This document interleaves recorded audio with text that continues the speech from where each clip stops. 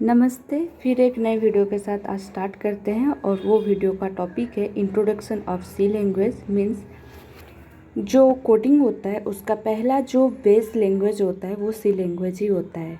तो उसी लैंग्वेज के बारे में आज हम लोग थोड़ा सा डिटेल्स में जानेंगे। इसका नेक्स्ट वीडियो फिर आपको मिल जाएगा। तो आज थोड़ा उसका बेसिक थोड़ा यहाँ पे डिस्कशन करेंगे, जैसे कि डेफिनेशन हो गया, उसके बाद आ जाता है फीचर्स हो गया, ऐसे ही कुछ यहाँ पे डिस्कशन करेंगे। तो स्टार्ट करते हैं। अगर हम लोग सी लैंग्वेज का अगर डेफिनेशन का बात करें, ये तो जनरल पर्पस प्रोग्रामिंग लैंग्वेज रहता है, ये हाई लेवल प्रोग्रामिंग लैंग्वेज रहता है। और डेवलप का बात करेंगे, डेनिस रिची ने किया था। कहाँ पे किया था? At TS Bell lab in USA laboratory. It was develop in कब हुआ था? 1972 में। Basically it was develop to implement कौन सा? यूनिक्स ऑपरेटिंग सिस्टम के लिए। अगर हम अब इसका अगर फीचर्स का बात करेंगे और एक बार इसको देख लेते हैं। बेसिक जो है इसका डेफिनेशन बोलता है it is a basic programming language. Then आता है it is a base of all high level programming language, so it is called basic programming language. बहुत इंपॉर्टेंट क्वेश्चन है। फिर आता है it is develop by Dennis Ritchie और develop हुआ था TS Bell laboratory in USA in the year of 1972, basically for the implement of Unix operating system. ठीक है, तो अब आप बात कर लेते हैं हम लोग। अब फीचर्स का बात करते हैं। फीचर्स में क्या क्या है? ये बहुत सिंपल है, पावरफुल भी है, पोर्टेबल भी है, मशीन इंडिपेंडेंट भी है, स्ट्रक्चर ओरिएंटेड भी है, मिडिल लेवल प्रोग्रामिंग लैंग्वेज भी है, high speed, high efficiency and flexible. तो अगर ये बात करें तो कितना है इसका? अगर हम लोग बात करेंगे, मैं क्लियर कर देती हूँ स्क्रीन को। 1 2 3 4 5 6 7 8 9। इसका जो अगर सी लैंग्वेज का फीचर्स बात करें तो 9 है। Simple, powerful, portable, machine independent, structure oriented, middle level programming language, high speed, high efficiency and flexible. Then आता है इसका एप्लीकेशन का अगर बात करें तो किस किस एप्लीकेशन के ऊपर में ये सी लैंग्वेज काम करता है। तो डेवलपिंग गेम्स, अगर गेम्स का बात करें तो वहाँ पे सी लैंग्वेज बहुत सारा यूज हुआ है। ऑपरेटिंग सिस्टम में भी यूज हुआ है, कंपाइलर्स में ऐड होते हैं, एडिटर्स में ऐड होता है, डाटाबेस सिस्टम में ऐड होता है, नेटवर्क ड्राइवर्स पे ऐड होता है, ग्राफिक्स पैकेज पे होता है और इंटरप्रेटर्स पे होता है। तो ये जो है एप्लीकेशन अब सी का है। देन आ जाते हैं सिंटेक्स। अब इसका देख लेते हैं। सिंटेक्स मीन्स जब हम कोडिंग करते हैं सी लैंग्वेज के ऊपर पे तो हमारा ये जो मेन पहला जो आता है कोडिंग का, वो क्या आता है? हेलो वर्ल्ड आता है। सभी ने देखा होगा, जो जो सी लैंग्वेज सीखते हैं उनको रन करना होता है हेलो वर्ल्ड, आउटपुट देना पड़ता है ये सारा। और हमें क्या आउटपुट रन जब करते हैं तो ये हेलो वर्ल्ड स्क्रीन पे हमें नज़र आता है। तो इसी के बारे में थोड़ा सा डिटेल्स में जानेंगे कि हम जो कोडिंग लिखते हैं उसका मतलब क्या होता है। जैसे कि हम लोग हैशटैग देते हैं, सॉरी हैशटैग नहीं, स्लैश बोलते हैं इसको। ये जो आगे हमारा प्रोसेसर, उसके बाद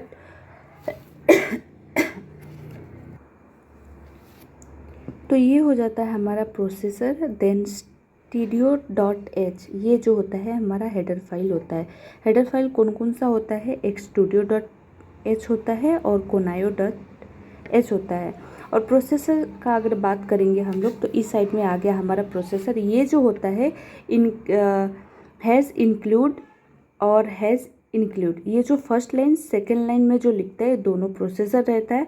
और जो इसके बाद ये वाला आया हमारा ये studio.h, ये हो गया हेडर फाइल। conaio.h ये भी हो गया हमारा हेडर फाइल। उसके बाद हम आते हैं, हेडर फाइल दोनों हो गया, studio.h and conaio.h।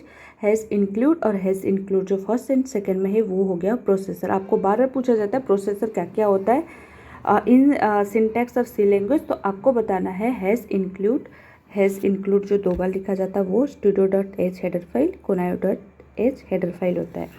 Then third line में हम लोग लिखते हैं नो रिटर्न टाइप जो रहता है वॉइड मेन। तो ये हो गया, इसको क्या बोला जाता है? No return type. ये कुछ भी कुछ एक्शन वाला काम यहाँ पे नहीं करता है। ये जो हमारा ऐसा वाला जो ब्रैकेट है इसे हम बोलते हैं मेन फंक्शन। तो हमें यहाँ तक आ गया, ये studio.h स्टैंडर्ड बोला जाता है, ठीक है, कोनायो आ गया। देन यहाँ से जो आता है हमारा ये जो हो गया मेन फंक्शन, मेन ब्रैकेट बोला जाता है। इसके नीचे से हम ओपन ब्रैकेट लगाते हैं। उसके बाद हमें क्या चाहिए, क्या चाहिए, क्लियर स्क्रीन पे यहाँ पे लग जाता है क्लियर स्क्रीन। उसका प्रिंट क्या करना है वो लिखना है। देन गेट जो होता है, गेट ch बोला जाता है, इसको प्री डिफाइंड फंक्शन होता है। उसके बाद बॉडी को क्लोज करते हैं। तो यहाँ पे मैं अच्छे से और एक बार डिस्क्राइब करती हूँ, एक मिनट। ये हो गया हेडर फाइल आप लगा दिए, इधर से प्रोसेसर लगा दिए, वॉइड मेन दे दिए। वॉइड मेन का देने का मतलब ये होता है कि अब आपका ओपन ब्रैकेट ओपन कीजिए और क्लियर स्क्रीन पे आपको क्या दिखाना है उसको प्रिंट कीजिए।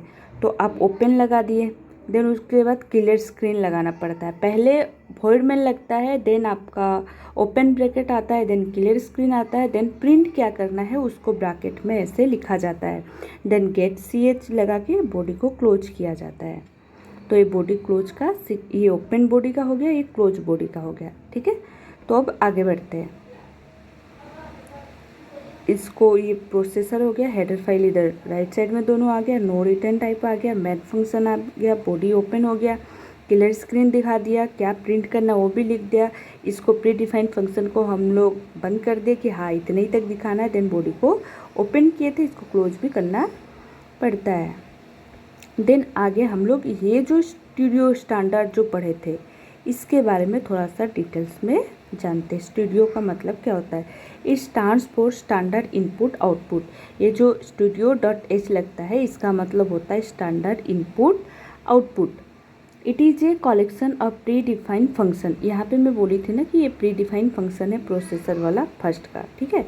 और या इसको मेथड भी बोला जाता है। It is also called library of C, ठीक है। C is also a basic programming language, so it is called high programming language, ठीक है।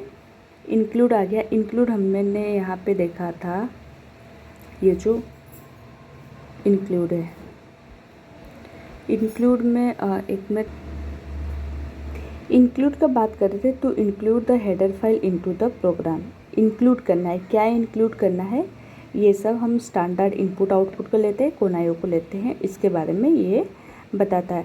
अब ये हैश के बारे में पढ़ेंगे थोड़ा सा। It is called preprocessor, it includes the library of C into the program before the execution of program. That कोनायो.h जो लिखे थे उसका पढ़ लेते हैं।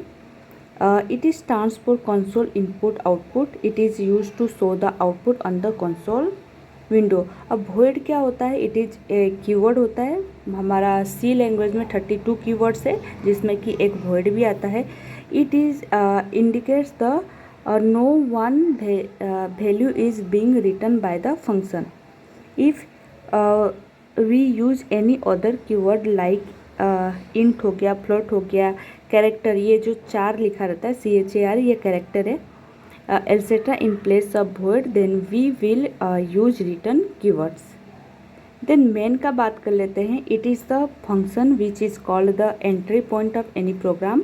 मेन फंक्शन जो होता है, void को लगाने के बाद हम लोग क्या कर रहे थे, ओपन वाला ब्रैकेट लगा रहे थे ऐसे वाला, तो उसको क्या बोलता है, entry point of any program. The execution of any program starts from the main function। main function से स्टार्ट हुआ था, मैंने ऑलरेडी वीडियो में बता रखा है। if any program there is only one function then it should be main function। उसका main function होना बहुत ही ज़रूरी है। देन क्लियर स्क्रीन का बात करते हैं, तो ये क्लियर स्क्रीन का बात करता है, clear SCR। It is a predefined function, ये भी बोल रखी हूँ, which is use to clear the output screen. Screen में जो दिखता है उसको क्लियर करके दिखाता है। It acts like a duster on output screen.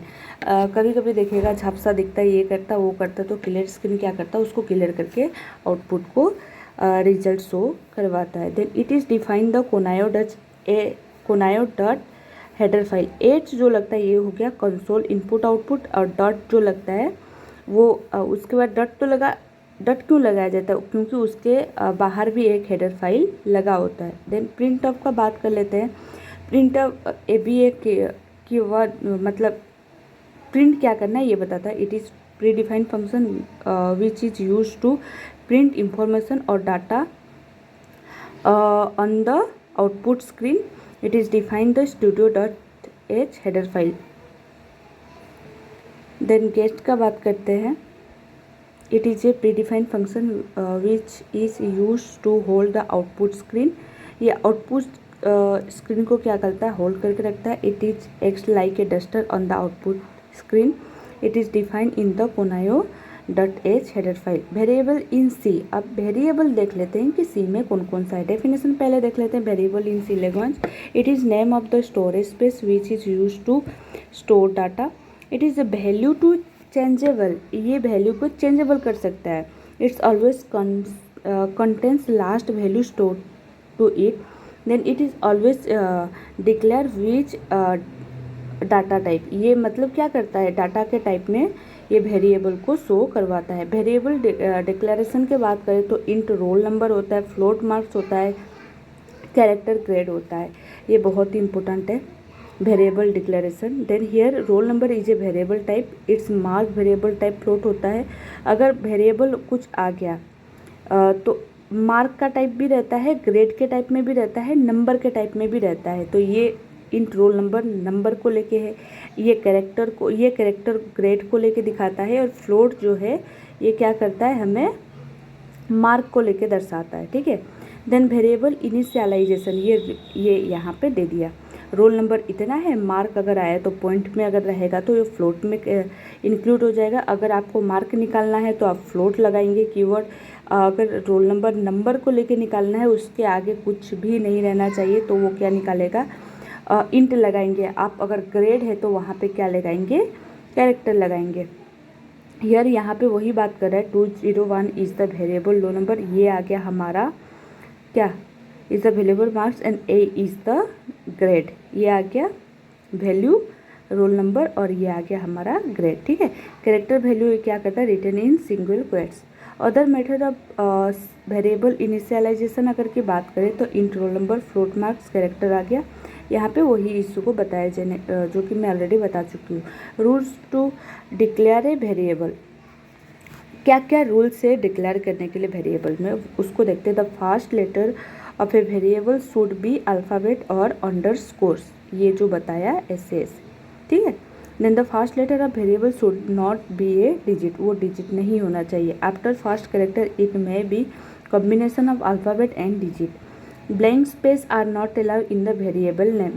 A variable name should not be a keyword. Variable का जो नेम होता है वो कीवर्ड नहीं होता है। ठीक है। कीवर्ड क्या क्या होता है मैंने ऑलरेडी ऊपर में बता रखा है। देन अभी बात कर लेंगे कांस्टेंट इन सी लैंग्वेज। उसका डेफिनेशन हम लोग क्या देखें, अभी वेरिएबल देखें, रूल्स डिक्लेरेशन का देखें। अभी देखेंगे हम लोग कांस्टेंट के बारे में। In element of program whose value can not be change at the time of execution of a program called constant. It is also called a literals. It be a int, float and character data type. Rules देख लेते हैं। Rules भी बहुत ज़रूरी है। It must have at least 1 digit होना चाहिए। इस must not have a decimal point नहीं होना चाहिए। वो किस में काउंट हो जाएगा हमारा, आपको कमेंट करके बताना है। इट में भी पॉजिटिव और negative. The range of integer constant, ये उसका रेंज है बिटवीन। ये इसको याद करना पड़ता है, ऑप्शन में बहुत बार पूछा जाता है। नो कम्मा और blank space are allowed in the integer constant. Then बात कर लेते हैं rules for constructing floating point constant. It must have at least 1 digit होना चाहिए। It must have a decimal point होना चाहिए। इट में भी पॉजिटिव और नेगेटिव होना चाहिए। नो कम्मा और ब्लैंक स्पेस होना चाहिए। Allow in floating point constant. Then बात कर लेते हैं रूल्स को देख लेते हैं। रूल्स फॉर कंस्ट्रक्टिंग कैरेक्टर, जो कंस्टेंट को इंक्लूड किया जाता है। It is a single alphabet digit और a special symbol. The length of character constant is 1 character constant is enclose with single quote. Example character ऐसे लिखा जाता है। ठीक है, ग्रेड को। Then use of constant in programme, कैसे use किया जाता है। There are 2 way of using constant in C program, like using const, using define, ऐसे। ठीक है।